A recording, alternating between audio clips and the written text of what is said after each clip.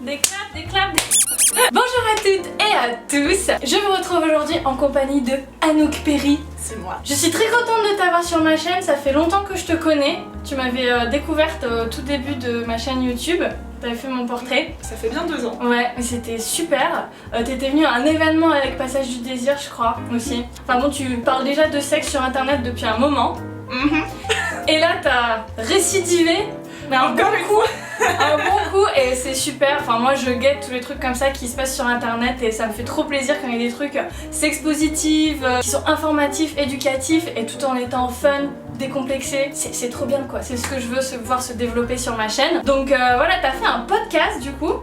Est-ce que tu peux me parler d'un peu de comment c'est arrivé, comment ça s'est créé, ça a débuté comment? Alors l'histoire du podcast, en gros ça fait 2 ans que j'écoute beaucoup de podcasts et que j'ai vraiment envie d'en faire. Et il y a 1 an et demi, il m'est arrivé une histoire. À l'époque j'étais rédactrice sexualité chez Mademoiselle. Un jour, il y a un ex-amour de vacances qui m'a appelé, qui m'a dit j'ai la chlamydia, fais-toi dépister. Donc la chlamydia, petite IST, pas très cool, mec qui se soigne avec des antibiotiques, donc c'est pas non plus la fin du monde. Je me suis fait dépister, je l'avais. Et petit fun fact, entre guillemets, d'autres gens autour de moi l'ont eu. Gros problème, gros dawa dans ma vie. Vu que j'étais rédactrice pour Mademoiselle et qu'on avait tendance à parfois écrire des articles sur sa vie, je m'étais dit je vais peut-être en faire un article pour raconter, juste faites gaffe quoi. En fait, petit à petit, je me suis dit maintenant en fait, j'écoutais plein de podcasts d'enquête américains et je me suis dit j'ai envie d'en faire une super enquête qui permettra comme ça aussi d'un peu dresser le portrait de quelles peuvent être les sexualités aujourd'hui en demandant à chaque personne qui l'a eu ou pas, on verra, comment cet épisode a un peu marqué leur vie parce que ça nous a tous marqué notre vie sexuelle d'une manière ou d'une autre. Et c'est comme ça que ça a commencé. À la base, je l'avais proposé à Mademoiselle, puis finalement ça s'est pas fait. Puis quand j'ai quitté le site en disant je vais vraiment me lancer dans les podcasts, je me suis dit ok, je vais te pitcher à des boîtes de prod et il y a Nouvelles Écoutes qui m'a directement dit bah oui, on est carrément intéressé pour cette enquête pour savoir qui m'a filé la chlamydia. Génial, donc c'est ça le titre, qui m'a filé la chlamydia. Et tu tournes ça comme un roman policier en mode polar, on va trouver le coupable ou la coupable. C'est trop bien. C'est un peu une quête originelle où je vais voir les gens parce que la plupart de ces gens je les revois plus du tout depuis 1 an et demi et je vais les revoir pour savoir un peu où est-ce qu'ils en sont dans leur vie en ce moment, où est-ce qu'ils en étaient, comment ils ont évolué. Donc c'est aussi un peu voir l'évolution. Peut-être avoir ce petit moment de malaise relationnel du genre bonjour mon ex, je dois te reparler. Exactement, et puis on est tous à des âges un peu charnières de nos vies, on est entre, dans les participants, dans les personnes qui participent à ce podcast, on a entre 23 et peut-être 30 ans. Donc c'est des âges où d'une année sur l'autre tu peux passer de étudiant à jeune travailleur ou de jeune travailleur à chef d'entreprise. Enfin, il peut se passer plein de choses. Devenir maman, se marier, tout ça. Bah ouais, je sais bien.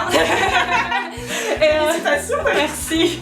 J'ai trouvé ça super original. Moi j'ai écouté pour l'instant que la bande-annonce et ce soir au théâtre on va du coup écouter les 2 premiers épisodes. Donc je vais voir, mais pour l'instant j'ai adoré le ton parce qu'on dirait de la fiction. Alors que ça en est pas parce que c'est ton expérience vraie. Oui, en fait c'est un truc qui me faisait un peu peur que les gens pensent que c'est vraiment de la fiction parce que non, alors à la fois malheureusement et heureusement pour le podcast, c'est de la vraie vie. Après c'est un peu voulu, moi je voulais faire quelque chose d'assez léger et c'est vrai que le ton un peu fictionné avec de la musique un peu too much, des saxophones et tout, ça permettait de créer une ambiance un peu plus amusante parce que pour moi en fait toute cette histoire à la fin elle est plutôt amusante parce qu'il n'y a pas eu de conséquences graves.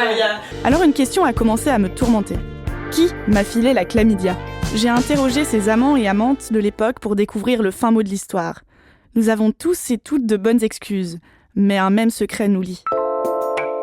Faut pas commencer à dire non faites n'importe quoi, faut pas coucher sans le capote bien sûr, mais ça sert à rien de stigmatiser les IST, MST parce que ça peut arriver une fois dans la vie quoi. Et quand ça t'arrive, je pense que ça fait vraiment du bien d'entendre une histoire un peu rigolote dessus en disant bon ok ça nous est arrivé. En vrai ça a foutu la merde sur le coup, mais après on s'en est remis. Du coup tu peux peut-être nous parler un petit peu des chlamydia. Moi ce que j'en sais c'est que du coup c'est une IST qui peut se transmettre même avec une capote. Alors pas exactement. Juste les fluides. La chlamydia c'est une bactérie donc comme je sais pas quand tu craches t'as une bactérie dans les poumons par exemple, c'est exactement la même chose. Sauf que là, cette bactérie se trouve dans les muqueuses, donc ça peut être la bouche, le vagin, le rectum, la vulve, enfin voilà, là où les muqueuses se trouvent. Alors, en théorie, si tu mets un préservatif sur un pénis et que tu pénètres un vagin avec, les chances de l'attraper sont quasi nulles. Maintenant, dans un rapport sexuel, Il y a d'autres choses, hein. Il y a d'autres choses, il y a la fellation. Heureusement qu'il y a d'autres choses d'ailleurs, mais ouais, du coup. Et puis même quand il n'y a pas de fellation, on peut y avoir du frotti-frotta, et on ne le répétera jamais assez, même cunilingus, fellation peuvent être à risque. Et c'est aussi pour ça que j'ai fait ce podcast, pour un peu rappeler les gens, au fait... ça marche comme ça. Alors déjà, ça sert à rien de stigmatiser les gens qui ont des IST, MST, parce que je pense qu'ils font l'amour exactement comme tout le monde. Exactement. Et d'un autre côté, oui, faites-vous dépister, quoi.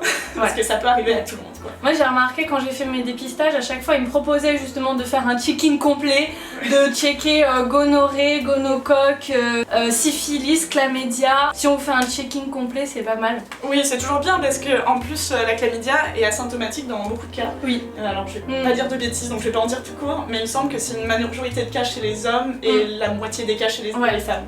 Quand il y a des symptômes, ça peut être des choses discrètes, genre oh, j'ai un peu des douleurs dans le bas-ventre. Ah écoute, ça arrive hein, quand t'es une femme d'avoir un peu des douleurs, ou ça peut être un écoulement au bout de la verge, mais ça peut arriver aussi alors que tout va bien. Le problème c'est que si on laisse traîner trop longtemps, bon là on parle de longtemps, hein, on parle pas de 2 mois. Plusieurs années. Ouais, bah ça peut rendre stérile. Ouais.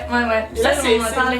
Une amie m'en avait parlé qu'apparemment du coup elle essayait d'avoir un enfant et elle a découvert qu'elle avait en fait des chlamydia depuis un moment et du coup elle pense que c'était pour ça à un moment. Ouais, c'est possible. C'est mieux de se faire checker, de toute façon ça coûte rien, c'est anonyme et gratuit dans la plupart des centres de santé en France, dans les plannings familiaux, donc ça coûte rien d'aller se faire dépister et pour ça entre autres. Ouais. Et puis si je peux ajouter, si vous avez un médecin traitant, parce que moi par exemple j'aime pas trop aller dans les centres anonymes et gratuits parce que ça prend du temps et que après on pose tout un questionnaire sur ta vie sexuelle qui m'agace personnellement. Je connais ça. Mais du coup moi ce que je fais toujours c'est que quand je vais voir un médecin parce que j'ai la grippe, moi je demande une ordonnance d'avance pour avoir un dépistage complet. Et comme ça il me dit rien parce que ils ont le droit de te la faire et puis comme ça je l'utilise 3 mois plus tard. Que dans un labo du coup. Voilà, je vais dans un labo et c'est entièrement remboursé aussi, ou quasiment entièrement, ça doit me coûter peut-être 5-6 euros à chaque fois. Non c'est bien. Donc pensez-y si vous n'avez pas envie de passer par le questionnaire. Moi tu vas rire mais je suis allée au centre de dépistage comme ça et ils m'ont dit, donc pendant la prise de sang l'infirmière elle me fait ah bah vous faites quoi dans la vie, tout ça, la papote classique.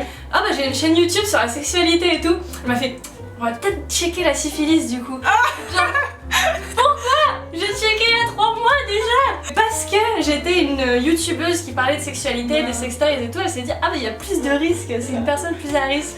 C'est un peu le gros cliché pourquoi quand tu parles de cul, t'es forcément une déglingueuse du sexe alors que pas forcément. Bon là en l'occurrence dans ce podcast on verra que si à cette période j'étais un peu une déglingo. Mais ça arrive à tout le monde, même ceux qui en parlent pas hein. Et j'ai aussi eu des périodes qui ont suivi de très proches après ou avant qui ont été mortes. Le calme plat pendant 6 mois, un an. Donc, c'est vrai que ça peut être un peu embêtant quand t'es rédactrice sexualité de voir que tout le monde pense que t'as une sexualité de dingue et que toi en fait t'es super frustrée, t'as la libido on fire mais personne ne veut de toi. Ça arrive aussi. Ça aussi les gens ils me demandent mais t'as un copain mais il est au courant que tu fais une chaîne YouTube comme ça, mais est-ce que ton mari est au courant? Mais qu'est-ce qu'il en dit? Il accepte? Et les beaux-parents. Et les parents. Oh merde alors. Non mais oui mais ils me demandent tous des astuces maintenant, c'est bon, y a pas de soucis. Minuit, 1h du matin, les gens commencent à venir me voir en me disant ah il m'est arrivé ça, j'ai un bouton sur la bite. Je suis en mode je ne suis pas un médecin. Va chez le gynéco, va chez le médecin, va chez l'urologue, mais non moi je sais pas, je veux pas de photos surtout. Comment mettre du piquant dans ma sexualité? Ouais. Je sais pas. Comment j'achète mon sextoy? Sextoy. Il y en a plein. C'est super difficile. Mais alors pour les sextoys, moi il y a eu le côté un peu drôle où comme j'en ai reçu beaucoup en étant rédactrice sexualité, j'en ai donné beaucoup à des amis. Et à certains amis je leur disais bah écoute au lieu de t'en acheter je t'en file un, j'ai testé une fois mais je l'ai nettoyé. Et mes amis, certains étaient en mode ok et d'autres étaient horrifiés en mode oh non jamais on va faire du vulve contre vulve si je prends ça. J'étais en mode si t'as couché avec un mec qui a déjà couché avec d'autres filles, sa bite elle a touché le vulve. T'imagines les mains des gens, ils ont déjà touché des barres de métro, des trucs comme ça, après ils vont toucher tes parties intimes, bah oui mais tu les as lavées entre temps tu vois. Tu manges les cacahuètes dans les bars, tu vois t'es nickel. C'est ça. Ah non mais ce raisonnement là, mais ouais c'est encore très touchy de passer un sextoy, mais il y a des sites maintenant où on peut revendre des sextoys d'occasion. Je ne savais pas. Mais non mais moi je les revends pas non plus, de toute façon je préfère garder la collègue et tout. Je voulais savoir aussi toi comment tu le vivais de partager des trucs de ta vie à toi qui sont réels, la différence entre ta vie privée, ta vie publique. parce que c'est un podcast que plein de gens ont écouté du coup.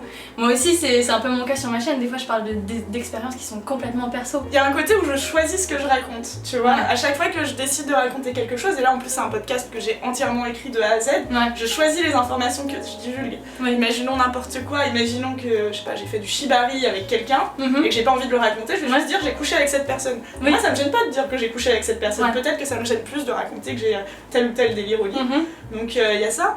Et Tu au-delà de fais le ça, tri. pour moi en fait il y a un côté, je trouve pas que c'est très honteux ce que je raconte. Oui. C'est même pas très sexuel à la fin parce que c'est Ouais. plus comment ça a eu des conséquences sur nos vies, donc je passe plus de temps à interviewer les gens avec qui il s'est passé qu'il y a eu un rapprochement génital quoi. Ouais.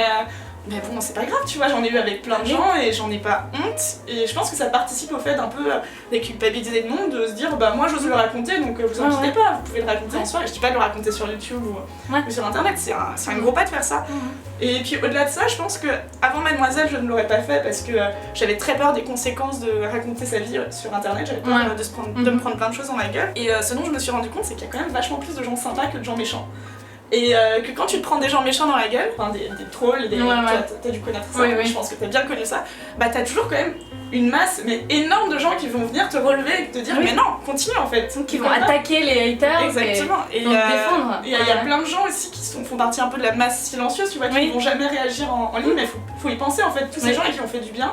Et en fait, ils te le diront jamais avant de te rencontrer dans la vraie vie ou quoi que ce soit. Et c'est à ce moment-là que tu te rends compte de l'importance que tu as parce que ça décomplexe plein de gens de faire ça. C'est ce que je pense aussi. Et puis tu peux toujours choisir de cacher quelque chose ou de remanier un petit peu. Des fois, je dis bah c'est peut-être pas moi, c'est peut-être moi qui ai eu cette expérience-là. C'est peut-être du oui-dire, c'est peut-être que de la théorie, c'est peut-être de la pratique. C'est bien de partager ça comme si c'était n'importe quoi de la vie quotidienne. Puis je pense que ça fait partie du côté pédagogique qu'on partage toutes les deux, c'est on parle à notre audience comme si c'était des bons copains, bonnes copines. C'est ça qui fait que les gens accrochent. Moi, je sais que j'accroche beaucoup plus aux gens qui mettent un peu de cœur et qui racontent un peu plus leur vie. Parce que tout d'un coup, tout est beaucoup plus personnalisé. Je me dis, ah bah ouais, il lui est arrivé ça, je relate ça à ce qui m'est arrivé à moi aussi. Et tout d'un coup, c'est beaucoup plus touchant que si c'est juste quelqu'un qui fait un documentaire théorique sur les chlamydia. Qui en plus, c'est un sujet un peu chiant à la Ça aborde plein de sujets en fait. J'ai l'impression que les chlamydia et cette enquête autour des chlamydia, c'est un prétexte pour parler aussi d'autres choses autour de la sexualité. T'abordes quoi du coup comme sujet dans les podcasts? Bah, j'aborde plein de choses, j'aborde la culpabilité, un peu le slut shaming, j'aborde aussi la transidentité, j'aborde juste aussi le côté, je ne dirais pas qui, mais il y a au milieu du lot un expat qui raconte un peu ce que ça fait de vivre à Paris et de découvrir alors que tu parles même pas français, que tu dois te faire tester et que tu sais pas l'expliquer à l'infirmière que t'es en face. C'est un peu une ode à la sexualité positive parce que c'est plein de gens qui ont eu des sexualités très différentes, que j'ai rencontrés à des moments un peu différents parfois, et plein de gens qui racontent comment eux ils voient la sexualité. Donc c'est un peu des petits portraits, et à côté il y a tout ce gros fil rouge parce que c'est toujours un peu lié à l'enquête finalement. Je me suis dit c'est un moyen d'en parler autrement qu'en disant juste on va faire des portraits de sexualité de gens qui ont des sexualités un peu déglingos, alors que non en fait tu vois t'as d'autres manières d'en parler. En plus je trouvais ça un peu abrupt l'idée de faire juste des portraits parce que qui sont moi c'est mes potes, bah très bien ma vie quoi. Je trouvais ça beaucoup plus drôle de se dire il y a une enquête, il y a un enjeu derrière. Comment ils ont pris du coup tous ces gens le fait que tu leur demandes de témoigner dans un podcast qui va être en public sur internet, comment ils ont réagi? Alors, sans vraiment spoiler, je pense que globalement, la plupart étaient au courant dès lors que j'ai pensé à faire l'article parce que je leur en avais parlé avant de faire l'article. Donc, il y a bien 1 an et 5 mois. Donc, vraiment 1 mois après que ça m'arrive, j'avais pensé à faire ça.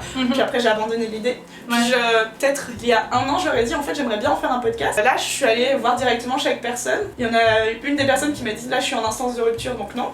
Il y en a une autre qui m'a dit bah, je suis pas à Paris en ce moment donc non. Et la troisième m'a dit ouais, carrément. Mais j'étais en mode. Du coup, donc c'était un peu compliqué. Mais en fait, je les ai recontactés, je pense là, il y a 6 mois. Et tous m'ont dit, ouais, en fait, maintenant ça m'irait. Parce que, en fait, à partir du moment où. Déjà, ils avaient vu des podcasts que j'avais fait, ils connaissaient bien mes articles, ils savaient qui j'étais parce qu'on se connaissait bien. Confiance. Donc, je pense que la valeur. Enfin, la base quand tu demandes à des gens de se confier, c'est qu'ils aient confiance en toi. Et aussi, je leur ai pitché le projet en leur disant s'il y a des choses que tu veux cacher sur ce qui s'est passé, il n'y a aucun souci. Si tu veux changer des noms, des âges, bon, finalement tous les prénoms sont les vrais, mais... D'accord, ok. Mais si tu veux changer des détails, il n'y a aucun souci. Si tu veux dire que t'étais en couple alors que t'étais célibataire, bon ça non plus on l'a pas changé. Mais j'aurais ouvert la porte, il n'y a pas de souci. Moi ce qui m'intéresse c'est l'histoire de base. Par exemple ce qu'on a pu faire c'est, il y a une personne qui on va dire vient de Grenoble et on a dit qu'elle vient de Lyon. Oui. C'est rien ça. D'accord. C'est pas un détail qui change l'histoire. Oui, oui. Moi j'étais ouverte à ça et je pense que ça les a rassurés à tel point qu'en fait on n'a rien changé quoi. On a gardé toute la vérité, rien que la vérité. C'est génial. Mais après, c'est des gens qui sont à l'aise avec la sexualité de base. Donc... Et du coup, après ce podcast-là, qu'est-ce que t'as comme projet pour continuer ta carrière de podcasteuse ou d'autres choses? J'ai plusieurs choses. Déjà, j'ai ma chaîne perso. Donc, on peut suivre les podcasts que je produis personnellement. J'ai par exemple fait un documentaire sur ça se passe comment un gangbang dans la vraie vie. Donc, je ne participe pas, je préfère préciser. Mais que je trouve vraiment intéressant pour voir un peu tout ce que je peux faire. J'ai un peu un documentaire en temps réel sur ma vie de podcasteuse. Dans tous les cas, on peut trouver tout ça sur l'adresse Anouk Perry Podcast, donc sur les applis de podcast, sur YouTube, partout. Et puis à côté de ça, là, je prépare un podcast pour Arte Radio qui sortira normalement début octobre, qui aura pour thème le hashtag MeToo. Je peux pas en dire beaucoup plus, mais ça sera par rapport à tout ça. Et il y aura aussi beaucoup de moi dedans. Bah merci en tout cas pour ce petit instant à l'hôtel à Paris. Merci. Avec une lumière dégueu, mais peut-être ça va aller au montage. Et bah c'était super et puis j'espère que nos projets vont se recroiser. Il n'y a pas de raison, l'internet est petit, l'internet du sexe est quand même petit pour l'instant. J'espère que cette vidéo vous a plu, n'hésitez pas à laisser des commentaires, à aller voir écouter le podcast dans le lien qui se trouve en barre d'infos.